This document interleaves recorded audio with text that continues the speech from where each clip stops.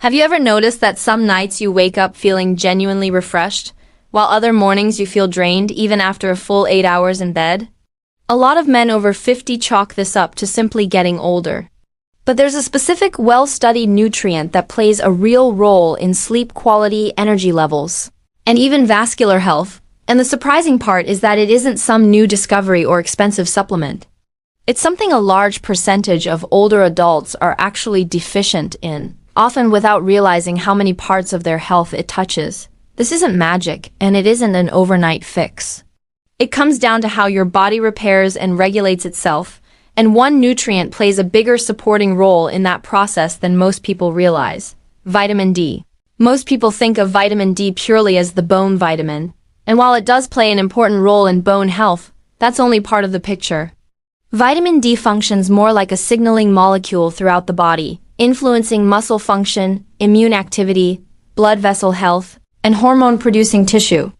As men age, vitamin D levels commonly decline, less time spent outdoors, reduced skin efficiency at synthesizing vitamin D from sunlight with age, and certain medical conditions all contribute.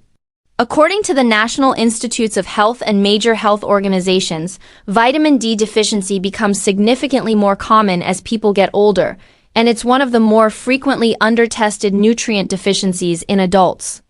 So why does this matter for circulation and erectile function specifically?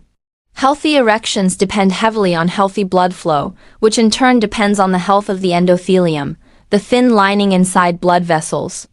That lining plays a key role in producing nitric oxide, a compound that allows blood vessels to relax and expand properly.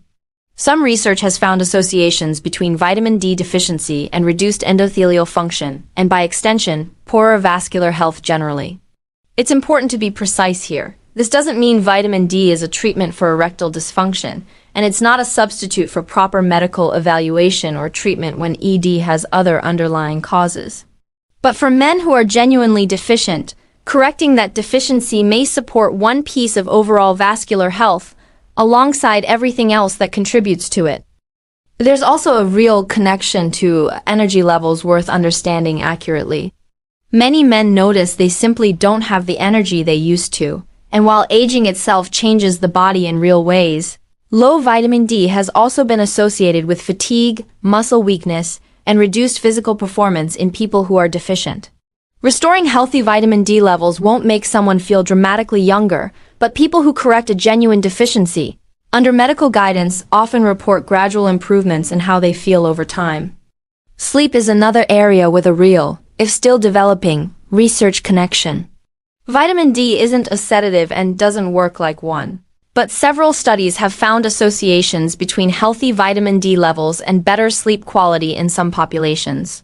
Researchers are still working out the exact mechanisms, but vitamin D appears to interact with brain regions involved in sleep regulation and may also influence inflammation and muscle discomfort that can interfere with restful sleep. This research area is genuinely still evolving, and it's worth being honest that the evidence here is suggestive rather than definitive. This naturally raises a common question: does timing matter? Is bedtime really better than morning for taking vitamin D? The honest answer is that consistency matters far more than exact timing. Vitamin D is fat-soluble, meaning your body absorbs it better when taken alongside a meal containing some healthy fat, eggs, yogurt, avocado, nuts, or olive oil all work well. For most people, taking it with breakfast or dinner is equally effective. Some people find that taking it with an evening meal fits their routine better and helps them remember consistently. A smaller number of people report feeling more alert if they take it late in the day, though this isn't a universal effect and isn't strongly established in research. If you notice it seems to interfere with your sleep, moving it earlier in the day is a simple, reasonable adjustment. The real lesson is this: don't chase a perfect schedule. Build a habit you'll actually stick with, because a vitamin only works if you consistently take it. It's also worth setting realistic expectations about timeline. Vitamin D doesn't work like caffeine, with an immediate noticeable effect.